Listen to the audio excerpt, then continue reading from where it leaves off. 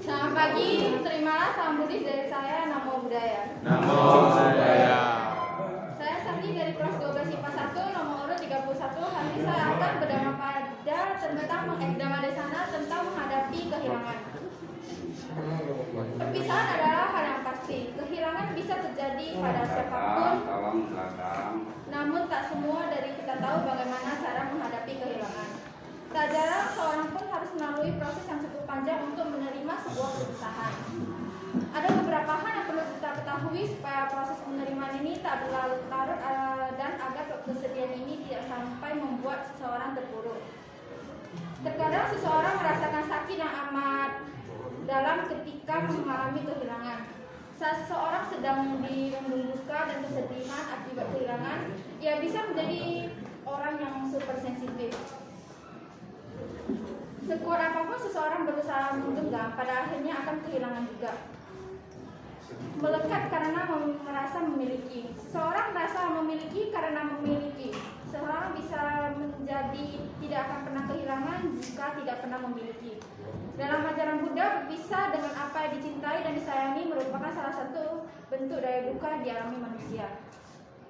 Dalam penjelasan tentang hukum sebab musabah yang saling bergantungan atau paticca samuppada, ada yang namanya upadana atau kemulakatan. Kemulakatan ini yang membuat seseorang amat bersedih ketika mengalami kehilangan. Mengapa seseorang melekat? Kemulakatan ini berawal dari nafsu keinginan. Karena nafsu keinginan kita menjadi melekat. Karena melekat kita jadi ingin menggenggam hal-hal yang kita senangi, menggenggam hal-hal yang kita senangi begitu erat. Dalam Dhammapada syair 210 dikatakan, janganlah melekat pada yang dicintai atau tidak dicintai. Berpisah dengan mereka yang dicintai dan bertemu dengan mereka yang tidak dicintai, keduanya merupakan penderitaan. Yang pertama adalah memahami bahwa segala sesuatu tidaklah kekal atau anicca. Tidak hanya saya yang mengalami kehilangan, semua orang pasti pernah mengalaminya. Karena segala sesuatu yang pasti berubah, tidak ada yang bisa kita pertahankan untuk tidak berubah. Buddha mengajarkan kepada kita tentang anicca, bahwa segala sesuatu itu tidak kekal. Semua orang pasti pernah mengalami yang namanya kehilangan. Tidak peduli apakah ia tua, muda, kaya, miskin, laki-laki atau perempuan, terkenal maupun tidak terkenal. Kehilangan akan menerjang semuanya. Memiliki ketabahan yang menghadapi kehilangan atau kanti. Taklah sabar, tabah, dan tegar menghadapi kehilangan.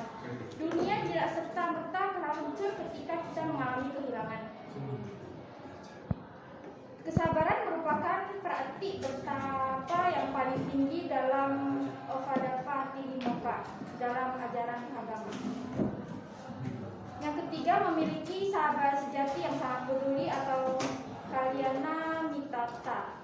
Ketika seseorang berduka karena kehilangan, di sanalah ada sahabat sejati yang selalu berada di samping kita. Mereka berusaha memberikan penghiburan. Ketika kita melihat ada teman kita yang bersedih, maka cepat-cepatlah kita menghiburnya. Karena bisa jadi pada saat itu teman kita adalah orang yang butuh bantuan dan pertolongan kita.